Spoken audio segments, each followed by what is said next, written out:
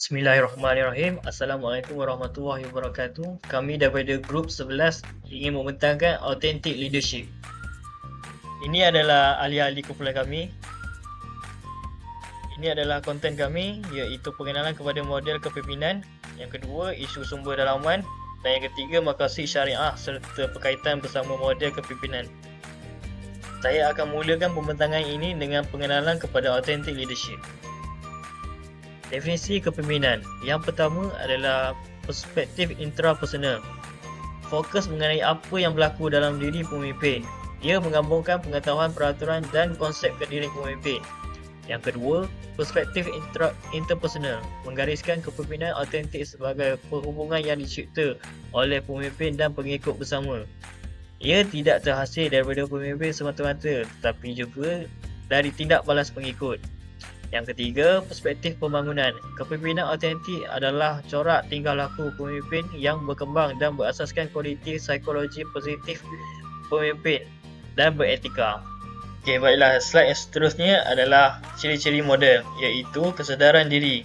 Pemimpin autentik mempunyai pemahaman yang mendalam tentang diri mereka sendiri, termasuk kekuatan, kelemahan dan nilai-nilai mereka. Mereka memahami bagaimana perasaan dan tindakan mereka mempengaruhi orang lain dan memahami bagaimana mereka dapat berkontribusi secara positif dalam konteks kepimpinan. Yang kedua iaitu perspektif moral dalaman, merujuk kepada proses kawal selia sendiri di mana individu menggunakan standard dan nilai moral dalaman mereka untuk memimpin tingkah laku mereka dan bukannya menggunakan tekanan luar mengawal mereka.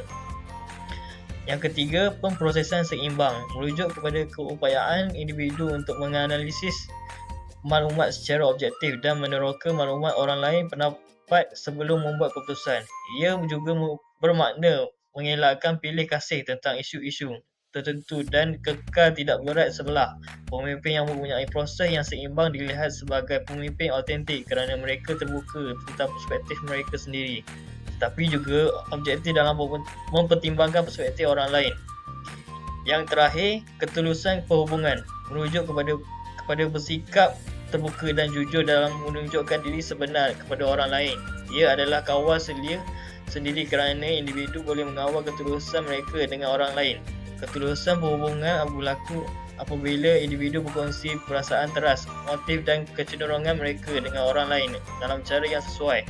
Pendek kata, ketulusan hubungan adalah mengenai berkomunikasi secara terbuka dan menjadi diri sendiri dalam sebuah hubungan dengan orang lain.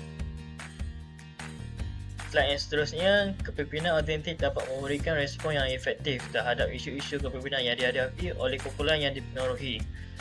Kumpulan yang dipengaruhi iaitu memberikan perhatian yang besar kepada kumpulan yang dipengaruhi termasuk guru, pelajar dan kaki tangan sokongan. Mereka memahami bahawa kejayaan sekolah bergantung kepada kesedaran kumpulan tersebut. Yang kedua, kaedah mempengaruhi. Menggunakan kaedah mempengaruhi yang berlandaskan kejujuran, kepercayaan dan keberanian.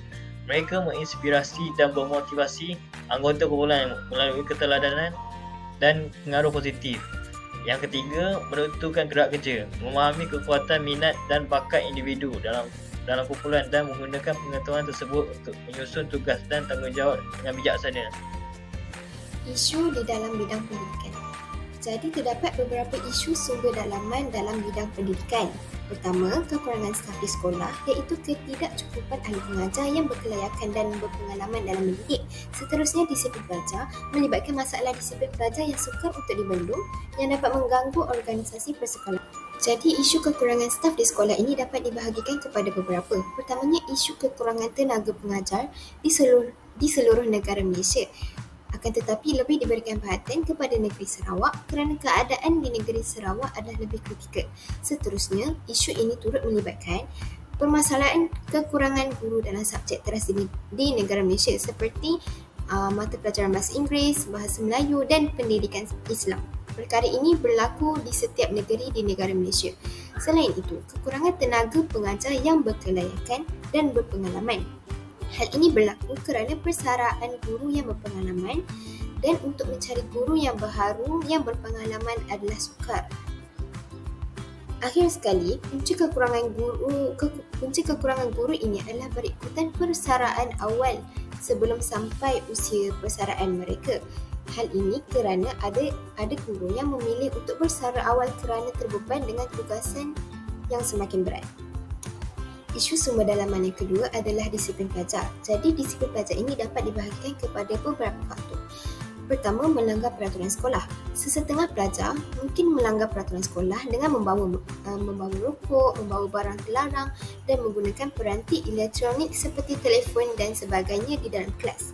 Jadi, kegagalan mematuhi peraturan ini boleh mengganggu disiplin di dalam kelas dan juga menyebabkan ketidakselesaan di kalangan pelajar-pelajar lain. Selain itu, kurang motivasi. Sesetengah pelajar mungkin mempunyai kekurangan motivasi untuk belajar. Jadi, perkara ini boleh mengakibatkan ketidakhadiran. Maka terjadi masalah konten sekolah di sini. Akhir sekali adalah tingkah laku pelajar. Jadi, sesetengah pelajar mungkin terlibat dalam permasalahan tingkah laku yang mengganggu. Sebagai contoh, sekiranya mereka tidak menghormati guru mereka, lalu mereka bercakap semasa guru mengajar. Hal ini dapat mengganggu rakan sekelas mereka dan mengabaikan kuasa guru tersebut. Maka tingkah laku ini dapat mengganggu sesi pembelajaran dan menghasilkan ketegangan di dalam bilik darjah. Maqasid syariah dan authentic leadership.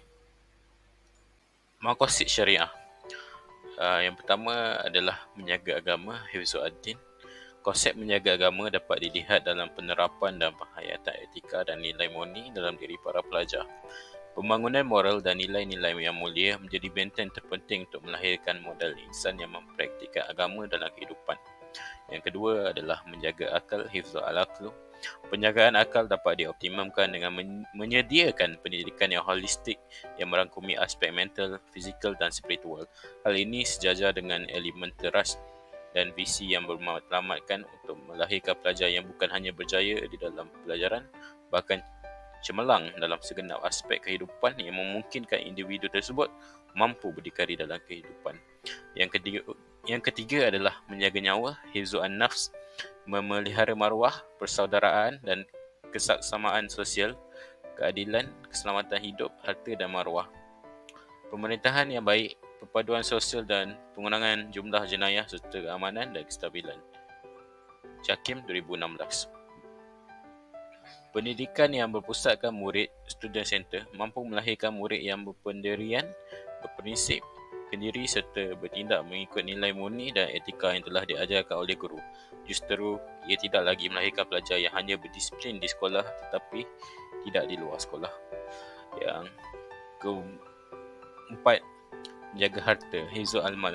Islam amat menggalakkan umatnya bersedia menghadapi cabaran pada masa hadapan, sama ada dalam bentuk kekuatan fizikal, kemahiran maupun kebendaan. Pada masa yang sama, penghayatan nilai murni dan etika yang terdapat dalam unsur teras ini bertepatan dengan ajaran Islam itu sendiri. Kesan buruk apabila mengabaikan tuntutan maqasid syariah dalam menjaga harta ialah akan melahirkan individu yang hanya bijak dan pandai menguruskan kehidupannya sahaja tanpa menghiraukan nasib masyarakat sekeliling serta rakan sekerjanya yang lain. Pengabaian nilai dan etika dalam kehidupan bakal membawa kepada kerosakan moral dan akhlak seperti yang dapat kita lihat pada hari ini. Dan akhir sekali adalah menjaga nasab, hifzul an-nasab. Konsep memelihara keturunan, hifzul an-nasab, melihatkan perlindungan dan pemeliharaan keturunan ia adalah penting untuk membentuk masyarakat yang sihat, produktif dan berkesan. Aplikasi maqasid syariah dalam aspek memelihara nasab ialah bersungguh-sungguh melaksanakan pelbagai usaha untuk membangun, memajukan serta membebaskan diri daripada kemiskinan dan kejahilan. Maqasid syariah dan authentic leadership. Yang pertama, kesedaran diri dan hafizaddin. Pemimpin sebagai teladan self-awareness. Saya sebagai pemimpin sekolah akan memperlihatkan self-awareness dalam tindakan dan perilaku mereka. Mereka akan mengenali kekuatan dan kelemahan pribadi mereka dan menggunakan kesedaran diri tersebut untuk mempengaruhi pelajar dalam menjaga disiplin.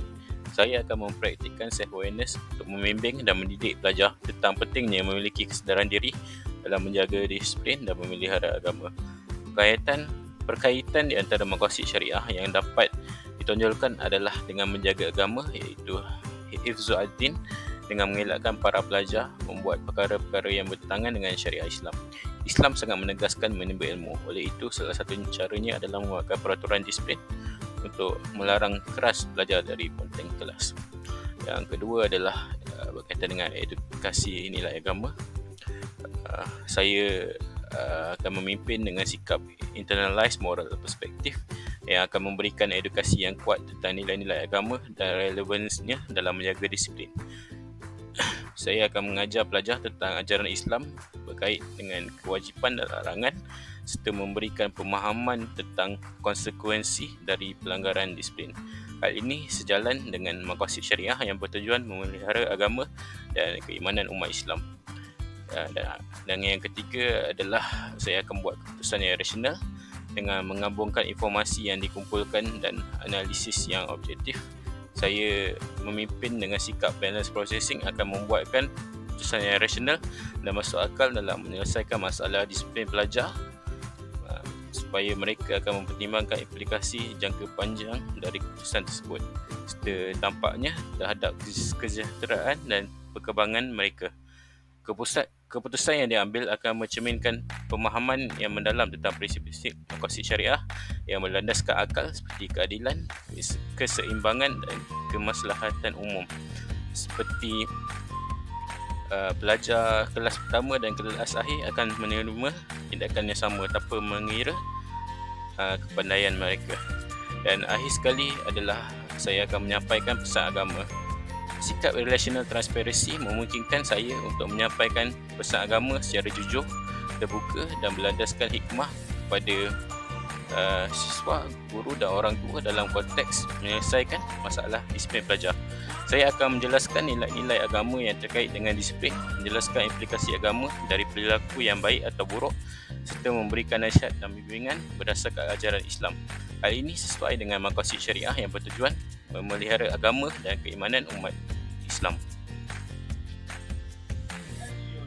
Kesimpulan, kepimpinan tulen iaitu authentic leadership melibatkan satu set ciri dan tingkah laku yang menggalakkan kepimpinan tulen dan berkesan. Ia menekankan kesedaran diri, ketelusan dan rasa tujuan yang kuat. Ringkasnya, kepimpinan autentik didirikan oleh kesedaran diri, ketelusan hubungan, pemprosesan seimbang, perspektif moral dan rasa tujuan. Kualiti ini menyumbang kepada pembangunan kepercayaan, hubungan yang kukuh, membuat keputusan yang beretika dan persekitaran yang kerja yang positif. Pemimpin tulen memberi inspirasi dan memperkasakan orang lain, memupuk pertumbuhan dan kejayaan dalam pasukan dan organisasi mereka. Itu sahaja daripada kumpulan kami, kumpulan 11 yang berkaitan dengan authentic leadership. Sekian, terima kasih kerana mendengar. Assalamualaikum warahmatullahi wabarakatuh.